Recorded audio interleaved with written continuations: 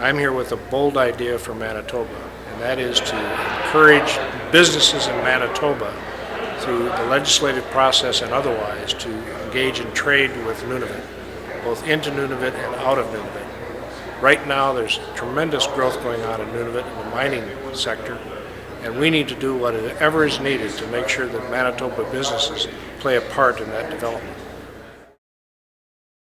I have a passion about the North because I think that we have failed to really exploit that great resource.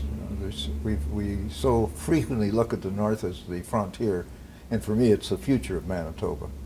I think we have an obligation to pursue what other people have been doing for the past 100 years. Next year is the centenary of Manitoba as we know it today.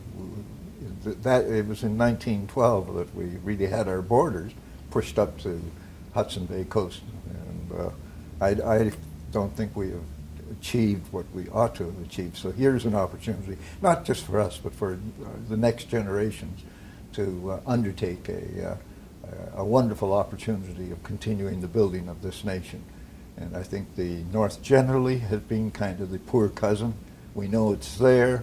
But we have taken, in my view, a insufficient visionary approach to the development of the North, the same kind of, and it needs the same kind of passion and commitment as opening the West. So if it was a bold idea, it would be the bold idea, as I've said before, of following what the golden boy on top of the legislative building indicates. He's pointing north. And that I would like government and the private sector to seize that opportunity, because I think it is a wonderful opportunity for us here in Winnipeg and in Manitoba and in Canada.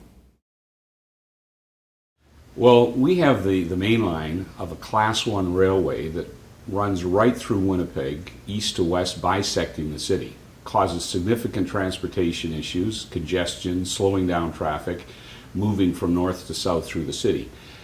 In the past, historically, we've handled it generally intersection by intersection, building underpasses or just basically ignoring the issue until public sentiment forced some action on the part of government. My bold idea would be move the track, move it around the city from Symington Yards. This is a CN main line. Move it around to the south of the city or to the north, depending on which routing makes more sense.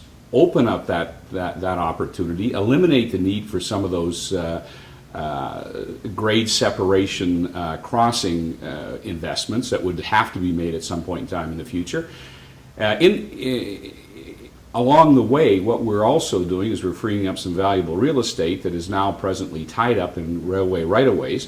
And also, perhaps, maybe most importantly, as we look at initiatives regarding light rapid transit, would that infrastructure that's presently used for freight rail traffic, and I might add that freight rail traffic, the size of the unit trains moving this product aren't going to get any shorter, they're going to get longer, and that means greater tie-ups and greater complexity.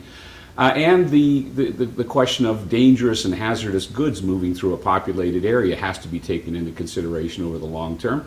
But I think what's most important about it is, could that infrastructure be used for light rapid transit or for some sort of rapid transit, whether it be bus or light rapid transit that could be used in the future? You've got right-of-ways, you've got level crossings, you've got infrastructure in place that goes east to west and also north and south along Pembina Highway. So that would be an idea that I think should be open for discussion in Manitoba and in Winnipeg in particular.